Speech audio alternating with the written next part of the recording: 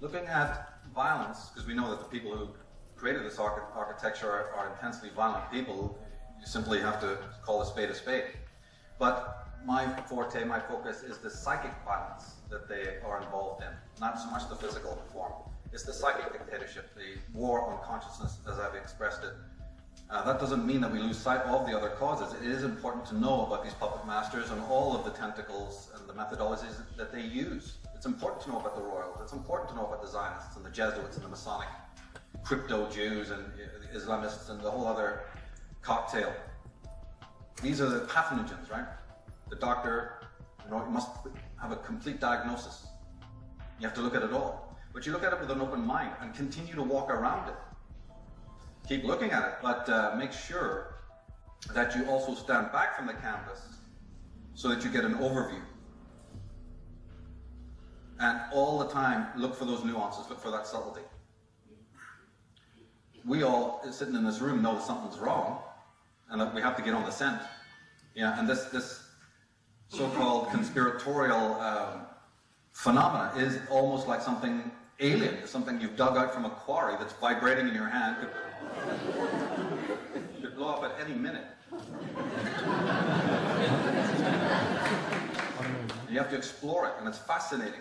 And it's not something you can come out with a narrow vision. Basically, Age of Manipulation is a series that deals with, and especially this particular presentation, deals with where are we going? So, are we going to be the same people tomorrow, next year, down the line, 10 years from now? Are we going to actually be the same kind of creatures that we are now? I mean, the forces that have been working to develop this architecture work outside our periphery, even when they appear to be working in front of us. They're working on the periphery, as any clever conspirators do when they want to change the habitat outside the knowledge of the actual animal. The training goes on outside our vision, as well as in front of us in a more overt way. So the question is, these subtle changes all add up to something. They're quantitative. And I've got questions. What's in store for the human race?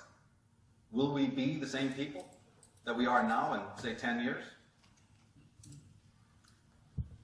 Steve Quayle, we can use his quote to introduce today's presentation, dealing with the post-human agenda, the transhumanistic agenda. He says that a terrifying future thunders toward mankind, an impending fate embodied by monstrous, blasphemous combinations of human and animal genetic materials, of man-machine cyborgs, and of beings not only with increased capacities and extended lifespans, but also with re-engineered morality void of compassion. This future is so abhorrent as to almost defy the imagination. These new beings and the transhumanists looking forward to their arrival will not be benevolent, just the opposite, because the goal of those creating these beings will be that they replace human beings, and that the new race will be post-humans. The word post-human sounds innocuous enough until one realizes that post means after. And of course, this has been predicted by many savants down through the years. And I write that in the post-human world, we will not experience our own existence as something real. We're already more than halfway down the road towards this hyper-real state. Selfhood ends. We function but do not exist. Consciousness as we know it ceases to exist. Man ceases to be conscious of internal processes because he has emptied himself into the Umwelt. You thought you were here for fun, huh? There's a stiff German lesson coming up soon. There's a door, you'll be running. Oh, well, do it early to get it over with, so as painless as possible. Anyway, this he does as a pseudo-self. Everything he does, even if it appears noble or spiritual, such as going to a therapist, a counselor, or a coach, or joining some apparently progressive sect or cult, right, like Adam was explaining, is done as a pseudo-self, not as an imperial self. This is my term to distinguish the true self as opposed to the pseudo-self. Gimmick cures and trendy solve-alls of every variety imaginable serve to decorate the empty life of the pseudo-self. Activities of this kind have no lasting effect and are merely escapes born from the avoidance of legitimate suffering and legitimate anxiety. Wait a minute, I thought all anxiety and fear is terrible to be avoided. What do you mean, Michael? Legitimate suffering, legitimate anxiety? Yeah, the kind that comes with birth, life, and change. But in the world of tomorrow, human 2.0, he exists, but he is lost to himself. The consequences of the death of individuality must be seriously contemplated. The man who has murdered his individuality cannot hope to register and respect the individuality of those he meets. When you enter his life, he sees you as a thing rather than as a person. He sees a ghost, a shadow, or a mannequin without feelings. Because of his inner void, he's incapable of dealing with men and women as thinking, feeling beings. He's perfectly immune to feeling and has purely mechanistic and functional relationship with the world and with human beings around him. Every man and woman hearing this is in danger of either becoming such a being or of encountering one, or more. This global village, maybe I don't want to live there with the people. I don't mind the global village, it's the people who are living in it. It's my problem. But when we talk of extinction, right, 9 times out of 10 you're thinking about flora and fauna. It never really occurs to us that other things can go extinct. Whole ways of seeing can go extinct. Whole levels of critical ability, of understanding, of judgment, of creative abilities. The idea that we can even choose.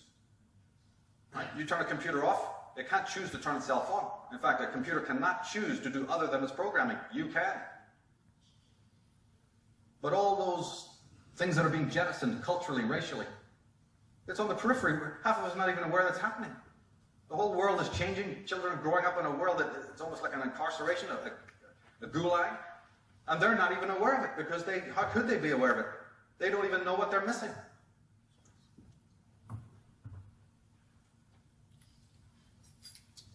As I said, predicted by many. We'll just look at one guy, Aldous Huxley, Brave New World Revisited. In 1931, he says, when Brave New World was being written, I was convinced that there was still plenty of time. The completely organized society, the scientific caste system, the abolition of free will by methodical conditioning, the servitude made acceptable by regular doses of chemically induced happiness. That's a good one. I love that. I'm for that. Chemically induced happiness. Can't wait. These things were coming. These things were coming all right, but not in my time, he says, not even in the time of my grandchildren. 27 years later, in the third quarter of the 20th century, I feel a good deal less optimistic than I did when I was writing Brave New World. But if you go down to the pub and tell your mates the exact same things, they think you're crazy. But it's all right for Aldous Huxley. It's all right for the guys at the top of the totem pole to complain and predict and see the hell that's coming.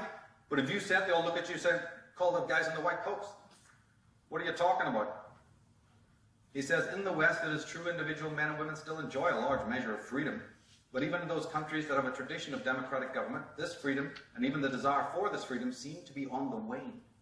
The desire for the freedom is on the wane. In the rest of the world, freedom for individuals has already gone or is manifestly about to go. The nightmare of total organization has emerged from the safe, remote future and is now awaiting us just around the next corner, he says. Names are important, aren't they? I call them the atomists, the Davids. Davids because it connotes the word dividers, the divide and rule. Remember, we said in the beginning, war on consciousness. How do you do that? Well, we're already divided. We've got left hemisphere, right hemisphere, ego and id, conscious and unconscious. We're already self-divided. Their job's made easy. But this act of division, whether it's imperialistic and territorial or it is psychic, is an ingredient. And that's what we're going to be doing today, is looking at all these ingredients of tyranny. That's how you become immune to what they're doing. You don't fight them with the weapons they're handing you. You pool your knowledge, you understand exactly how they're working so that nothing they do has any effect on you anymore. Again, from their own writings. Dr. G. Brock Chisholm, one of the boss hogs involved in this nonsense of globalism. He says, to achieve the world government, it is necessary to remove from the minds of men their individualism, loyalty to family traditions, national patriotism, and religious dogma.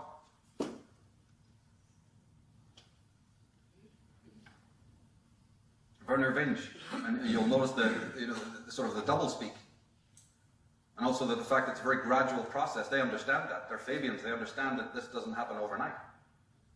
Vinge says, we're on the edge of a change comparable to the rise of human life on Earth. Within 30 years, we will have the technological means to create superhuman intelligence. Shortly after, the human era will end. Who would even think in terms of that? That's what we're going to be looking at. What kind of consciousness are we talking about here? Curtis Schaeffer says the ultimate achievement of biocontrol may be the control of man himself. The controlled subjects would never be permitted to think as individuals. A surgeon would equip each child with a socket mounted under the scalp and electrodes reaching selected areas of brain tissue. The child's sensory perceptions and muscular activity would be modified or completely controlled by bioelectrical signals radiating from state-controlled transmitters. We went into this in Architects of Control. They just can't wait for the remote control being. It's better fun than killing us all off. But of course, technology, emulating thought, biocontrol, bioorganic computers. Well, we're the thinking animal, so-called. We've been brought up to believe man's the thinking animal. But if our thinking becomes mechanical, right, then of course we're going to be outdone by computers. We don't need the globalists to tell us that. That's simple logic. Any high school teacher will know that that's coming. If indeed thought is only mechanical, yep, we are definitely going to be replaced by machines. But I hope to show tonight that thinking, what we call thinking, is anything but a mechanical process. It's a mechanical process for these characters, not for us. But again, what are we thinking about? Are we even aware we are thinking beings? Do we observe what constitutes a thought? Do we realize that we are both a listener and a speaker? That we have a perpetual inner dialogue going on all the time? An incredible inner dialogue between hemispheres of our own being? So fascinating, it almost defies description. But as a matter of fact, you see, human being, that's an interesting term. As a matter of fact, human doesn't really mean that much. Human is a biological, anthropological, or I would say scientific term. You got a Neanderthal standing here or something. It's just the flesh, bones, and blood. That's human, humanoid. But it says human being. Now the word being doesn't mean anything biologically. It's a philosophical term, by the way. The human, that's scientific, that's tangible, that's physical, that's flesh and blood and bone. You know? Being is the whole other intangible, transcendent states of consciousness that goes on in the immaterial sense. And therefore it's basically a philosophical term. Rollo May, an existential psychologist, explains it better than I. He says that being is a category which cannot be reduced to interjection of social or ethical norms. It is, to use Nietzsche's phrase, beyond good and evil. To the extent that my sense of existence is authentic, it is precisely not what others have told me I should be, but it's one Archimedes' point I have to stand on from which to judge what parents and other authorities demand. The full meaning of the term human being, he says, will be clearer if the reader will keep in mind that being is a participle, a verb form implying that someone is in the process of being something. It is unfortunate that when using the general noun in English, the term being connotes a more or less static state, but it's not, it's an act of becoming. And we judge each other and we judge ourselves by our goals and our projection into the future, which we, granted, hypothetically, it's a hypothetical construct, it's purely mental, the future simply doesn't exist in scientific terms, but it does mental. So we have incredible capacities that, again, we take for granted. But it's because of this ability to project into the future, for good or for ill, that the being comes into it. Everything else about us is here in the now. You blink now, you breathe now, you eat now, you see your heart pulsates now. Our physicality positions us, or our body, let's say, positions us in the now. But we have another kind of consciousness that can think about the past and also think about the future.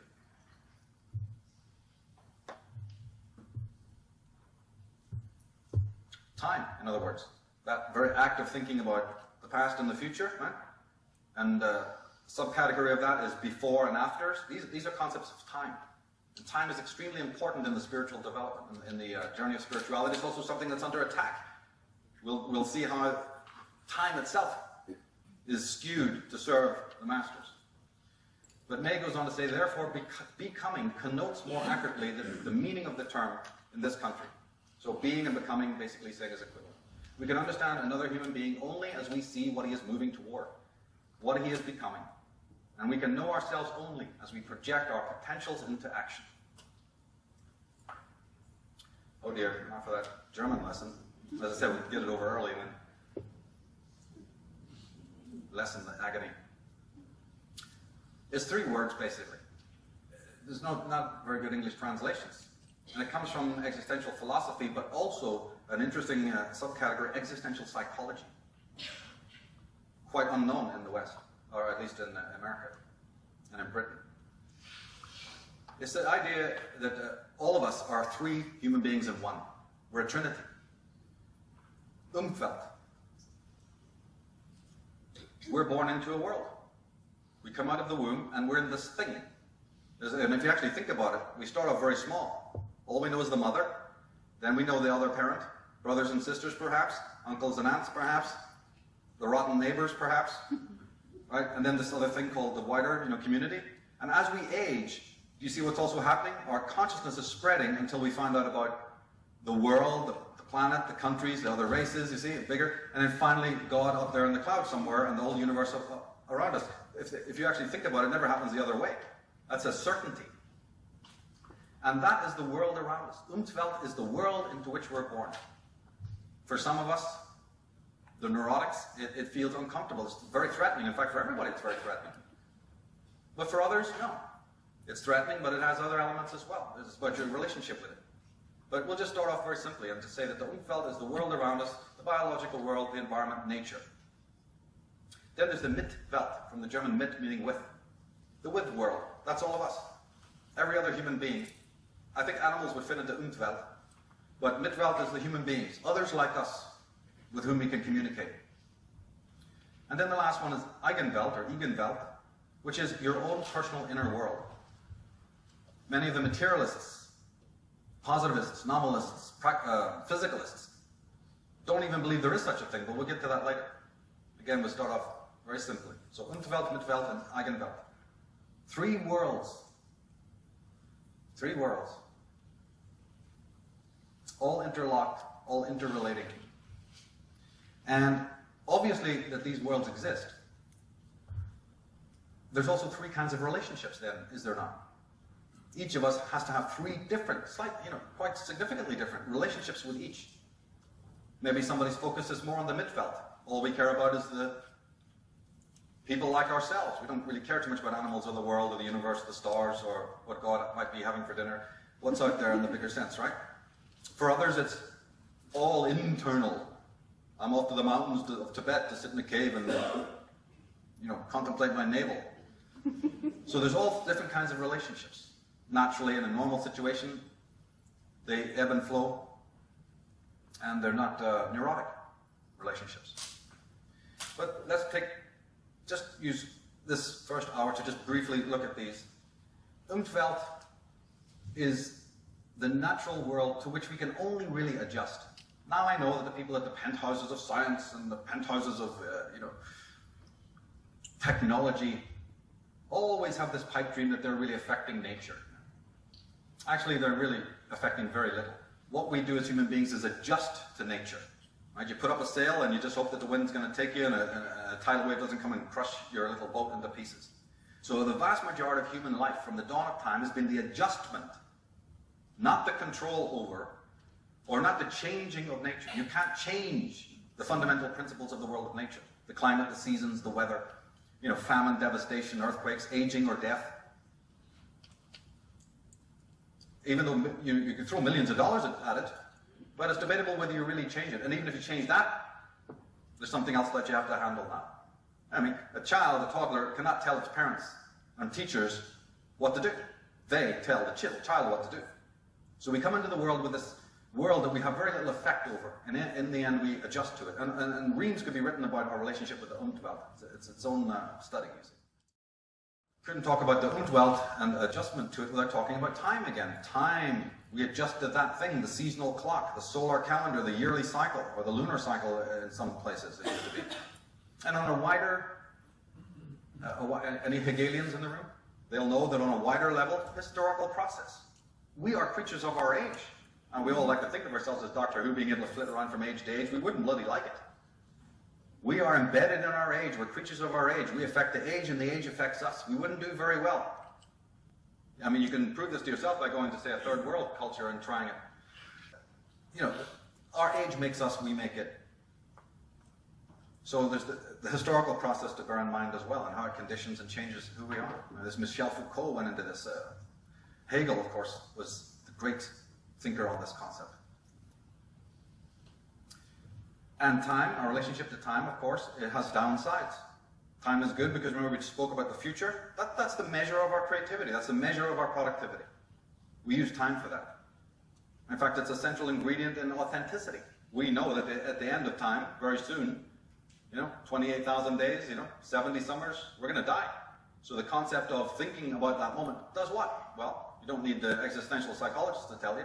It gives meaning and lucidity to the life you live. You live your life more imminently, with more, well, hopefully with more lucidity, because you know that one day it's going to end. It doesn't go on forever.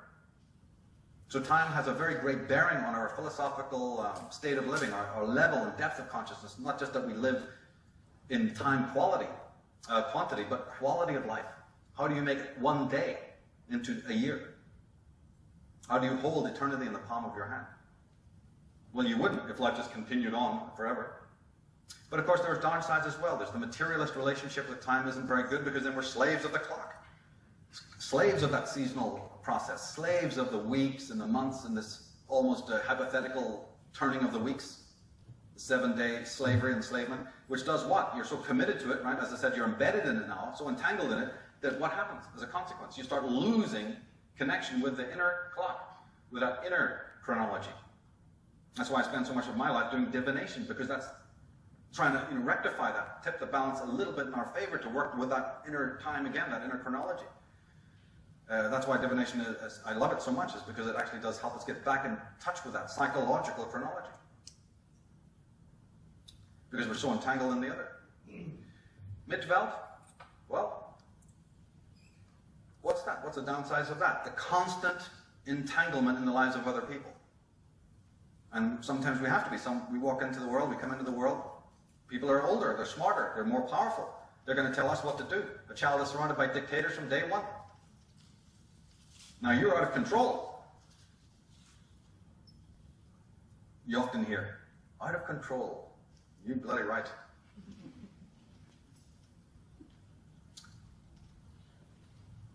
Basically, the sum of the Midveld is like this. Even a single glance at a passerby or glancing at somebody on the bus for a split second changes you and that person. You may notice the shoes they're wearing. That could lead to a whole Alfred Hitchcock cocktail of drama. I'm going to go and buy those shoes. I'm going to search the town. I get into this relationship. I get into that. The heel breaks, etc. The slightest thing. Oh, I like that leather jacket. I can't be content until I have one. Right? And if you just start thinking about all the amazing Twilight Zone scenarios that can come from the most amazingly small thing. Jesus. But if I love you, I've changed you. If I kill you, I've changed you, haven't I? Yeah. So the change, we're talking about the effects. Big brother, come on. Every human being, even a passerby, is changing us. And we're changing them, let alone the more intimate situations. And when we say conformity, the downside of the Midveld is when we say conformity, that's what we really mean. We're talking about Midveld there. Conformity because of that dictatorship and the pressure to conform. The pressure to conform to the will of others. Lifelong antagonism there. But of course, it's a question of degree. How much are we overwhelmed? Most of us can go through life and maybe not even have too much of a problem. But what happens if that's about to heat up? What about in the future? That's what we're asking the question. It might be a tolerable now.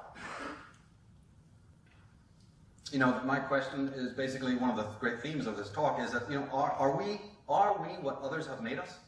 Is that it? I mean, that's central. It's the incessant question that I have. I mean, how can it not be? What can we do, Michael? Every email I get, what can we do? What can we do? When are we all going to wake up? Well, waking up and shaking up are two different things. A person being shaken up by recent events or the stuff that's going on in their life, it's not quite the same thing as waking up. That's a process, which requires a whole different kind of commitment, a different kind of alienation, and a different kind of relationship with yourself. Because shaking up, well, anybody can do that. But the we, the us and the our, that needs to be investigated. I get the creeps when I hear those words. smell a rat. But these myriad demands and adjustments, right? The constant modification of our being with all of this, to the Umwelt and also to the Mitwelt. But what's underneath it? Is there not this consistent I running all the way through it? Think of your experiences all through life from day one. I mean, those are millions of left turns and right turns that you've made. Ups and downs in mood and changes of personality. You're not the same person you were when you were a teenager and so on. But is there not, this is not the case, of course, for severely neurotic people, and this is the problem that they have, the psychotic people. But in a normal human being, there is what is known as the biographical self, the perpetual self, that seems to be like a shadow, you know, looking down from the plane as we came over, you see the shadow moving across the landscape at an incredible speed. You're going real slow and it's moving across vast tracts of land. That's a continual I, perpetual self, a biographical self, negotiating all of these contours and ups and downs of life. Now, how does that happen? How does that Eigenwelt, that's the Eigenwelt. Now, we're not saying that it doesn't have great breaks. This thing goes through unbelievable changes. Our own biographies are absolutely fascinating. You even just think how many things your hand has touched in this life.